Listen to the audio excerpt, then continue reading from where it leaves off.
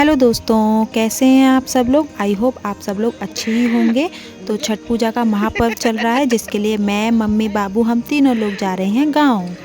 तो मैं सिद्धवलिया स्टेशन आ गई हूँ, जहाँ पर मेरे भैया मुझको लेने आएंगे। ये मेरे भैया लोग आ गए हैं मुझको लेने, और मेरे भैया मम्मी बाबू से बतिया रहे हैं।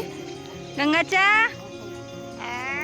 तो यहाँ से अब मम्मी जाएंगी थावे मौसी जी के यहाँ पर। तो मम्मी जी की ट्रेन चल दी है, तो मम्मी जी जा रही हैं थावे और मैं जाऊंगी यहाँ से अपने घर गांव।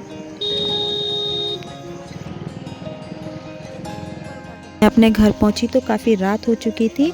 तो बड़ी माँ और मम्मी दोनों लोग खरने का प्रसाद बना रहे थे, जिसमें कि रसियाव रोटी बनता है। तो रसियाव का मतलब है गुड़ की खीर, जो कि बहुत टेस्टी होता है और हमको ये छठ पूजा पर ही खाने को मिलता है। तो हमारा प्रसाद बन चुका है, तो मम्मी और बड़ी माँ अब इसका भोग लगाएंगी और इस प्रसाद को फिर खाएंगी। और आज इन लोगों का सुबह से निर्जल व्रत था, तो यही प्रसाद खा करके इन लोगों का फिर से व्रत स्टार्ट हो जाता है। तो भोग लग चुका है, मम्मी और बड़ी माँ ने प्रसाद भी खा लिया है। अब इसके बाद हम लोग सोने जाएंगे।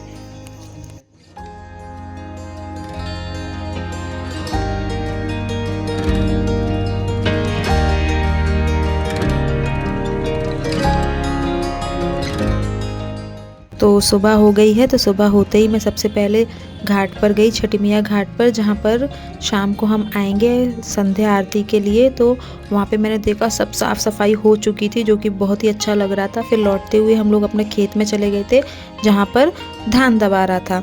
तो वहाँ पे हम थोड़ी देर बैठे, उसके बाद हम सीधे अपने घर पर आ गए थे, क्योंकि शाम को हमें जाना है तो उसकी प्रिपरेशन करनी थी।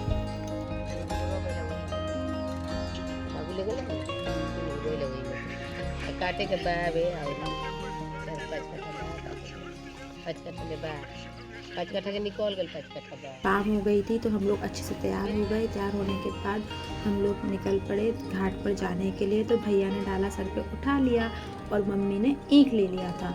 तो भैया आगे आगे चल रहे थे, क्योंकि डाला हमेशा आगे चलता है, उसके पीछे फिर हम लोग चलने लगे।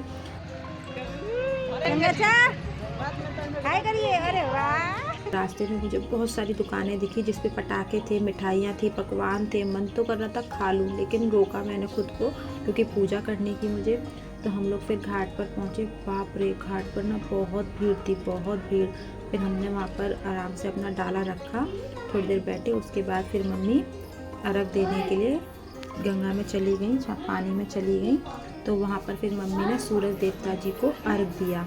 अर्घ देने के बाद रात बहुत ज़्यादा हो गई थी, तो वहाँ से फिर हम लोग निकल पड़े और घर के लिए निकले। फिर हमको कोसी भी भरनी थी, इसलिए हम लोग वहाँ से जल्दी से अपने घर पर आ गए कोसी भरने के लिए।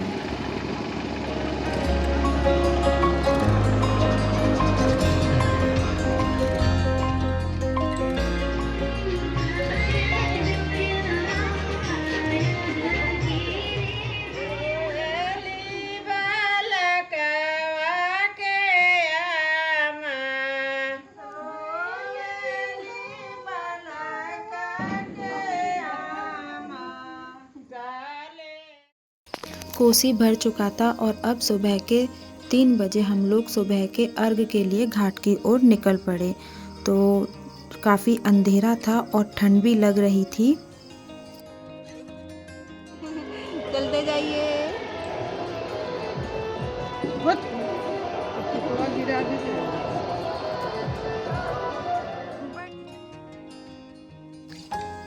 हम लोग घाट पहुँचे तो वाओ, क्या नज़ारा था घाट का। इतना सुंदर, मन को सुकून मिल रहा था। तो हम लोग सब वहाँ पर डाला रख कर बैठ के सूर्य भगवान के उगने का वेट करने लगे।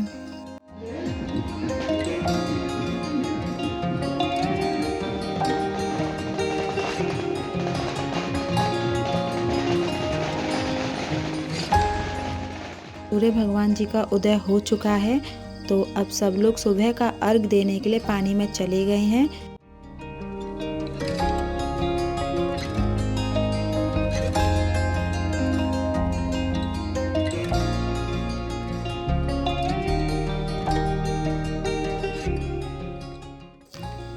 अब बारी थी सिंदूर दान की। तो सिंदूर दान की भी एक अलग प्रथा है। हम लोग जो नाक से सिंदूर लगाते हैं, इसका मतलब ये होता है कि जितना लंबा सिंदूर हम लगाएंगे उतनी ही लंबी हमारी सुहाग की आयु होगी, इसलिए सब लोग नाक से सिंदूर लगाते हैं। इसके बाद अब हम लोग व्रत खोलेंगे।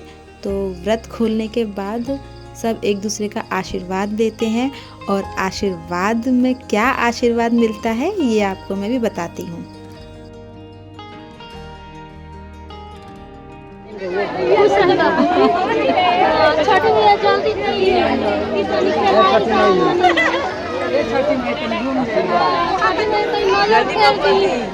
लो, आपको भी यही आशीर्वाद मिला।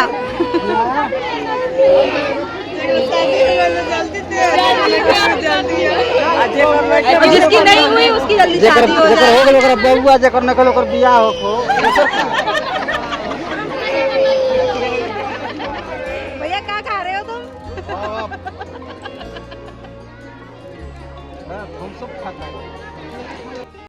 फाइनली छठ पूजा आज ख़त्म हो गया।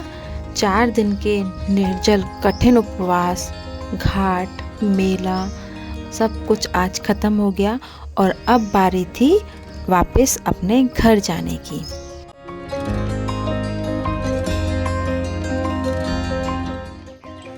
सबसे बड़े लग रहे हैं।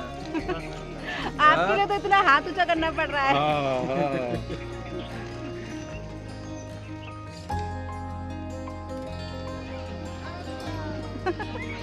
मम्मी, बड़ी माँ